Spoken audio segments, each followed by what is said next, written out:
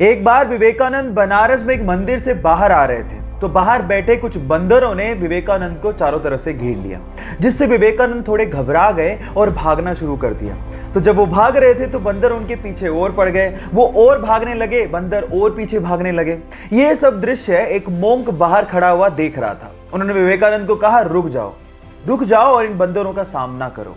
तो जैसे ही उस मोंक की बात सुनी, विवेकानंद वहीं रुक गए, पलटे और उन बंदरों का सामना करना शुरू कर दिया। जैसे ही उन्होंने उसका सामना किया तो बंदर धूम दबा के भाग गए। यहां पर विवेकानंद ने अपनी जिंदगी का सबसे बड़ा लेसन सीखा। उन्होंने ये सीखा कि जिंदगी में कभी विपत्तियां आए तो भागो मत, पलट के उनका सामना करो, तभी जिंदगी में आप परिपक्व हो पाओगे। लंदन में बहुत सारे वैज्ञानिकों के बीच में एक भारतीय वैज्ञानिक इस चीज को सिद्ध करना चाहता था कि धातुओं में भी प्राण होते हैं। इसके लिए उसने आयरन की रोड ली, उसे तार से लपेटा और तार के लास्ट में एक निब लगाई, उसे ग्राफ पे लटका दिया।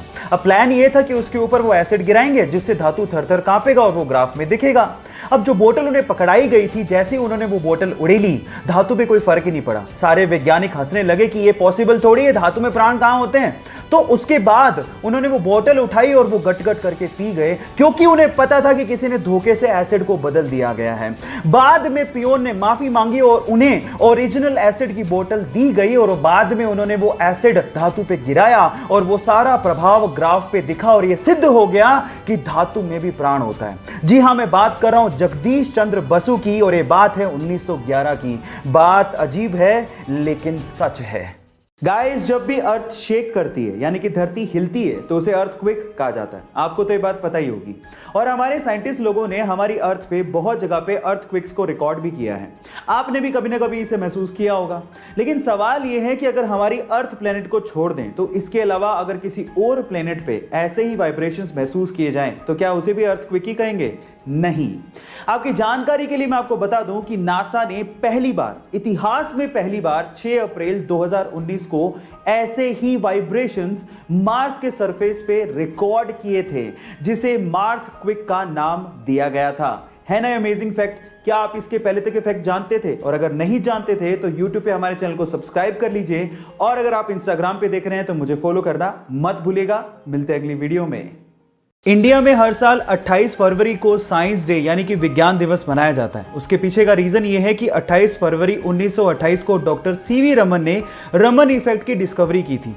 लेकिन अगर मैं आपसे सवाल पूछूं कि स्विट्जरलैंड में साइंस डे कब और क्यों मनाया जाता है तो आप लोग क्या कहेंगे? डोंट वरी, मैं आपको इसका आंसर देता हूं।